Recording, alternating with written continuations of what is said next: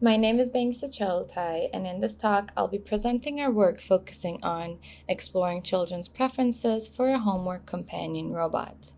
This project is part of a larger collaboration with UW-Madison and University of Illinois at Chicago, which is led by Joe Michaelis' research group, Learning, Interest, and Technology Lab. From learning sciences, we know that social interactions between teachers and students can support deeper understandings and long-term learning of students. Classrooms can cultivate such socially and intellectually meaningful environments to support children's learning experiences. However, teachers struggle to extend this in-class guidance to at-home activities, and parents often find this difficult to provide homework assistance to their students.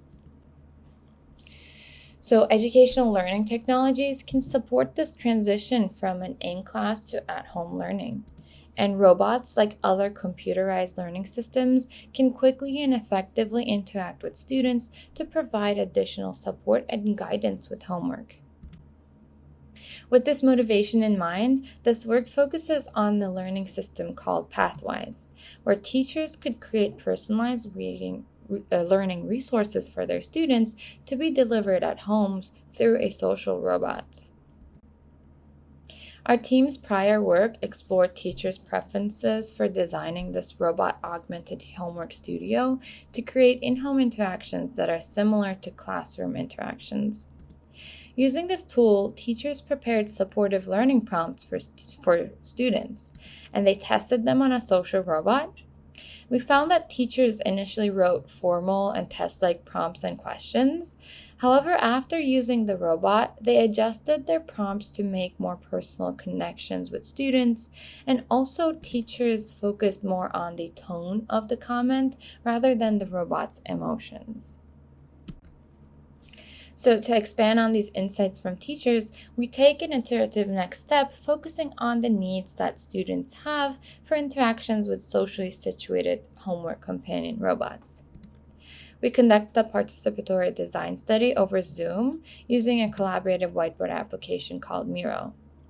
10 children aged 10 to 12 attended our sessions, which lasted around 2 hours. We first started with a context-setting interview asking about a typical school day of the student. We asked about their classes, assignments, and educational technologies that are used in their class or at home. And children then practiced using the online whiteboard application to get familiar with the activities of the day.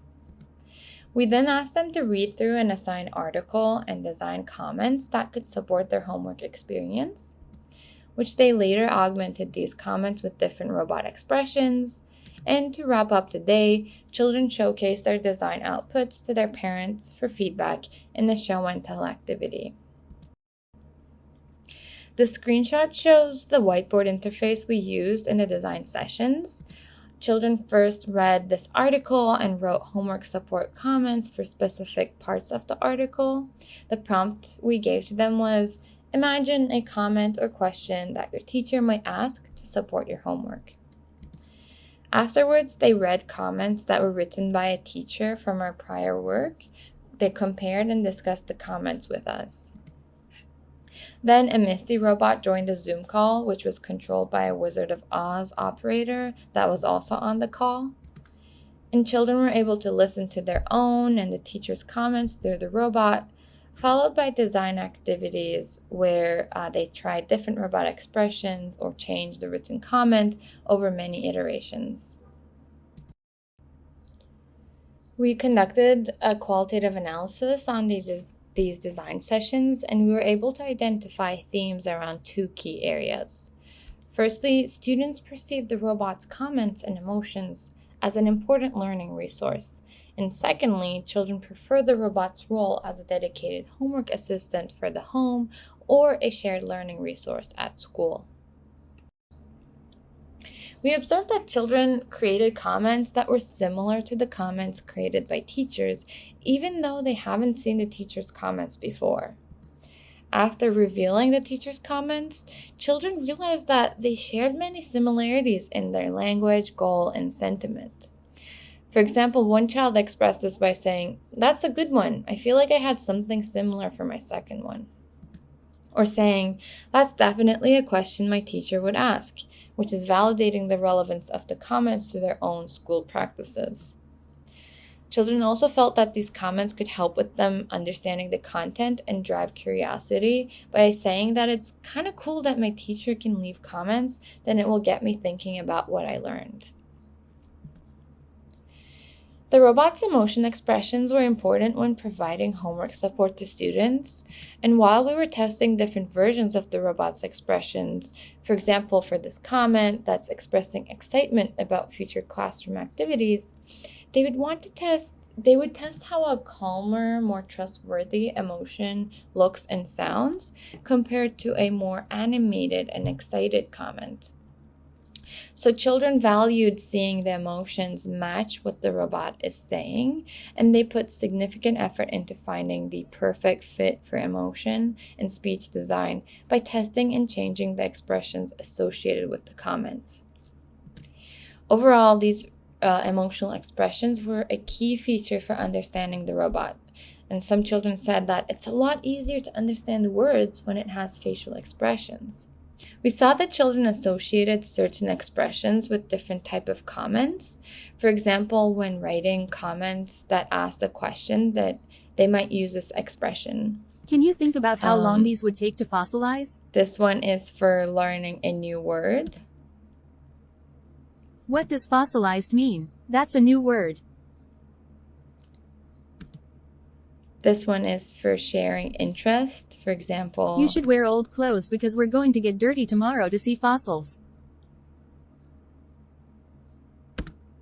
And this one is for stating a fact. People who dig into the earth to find these signs are called paleontologists.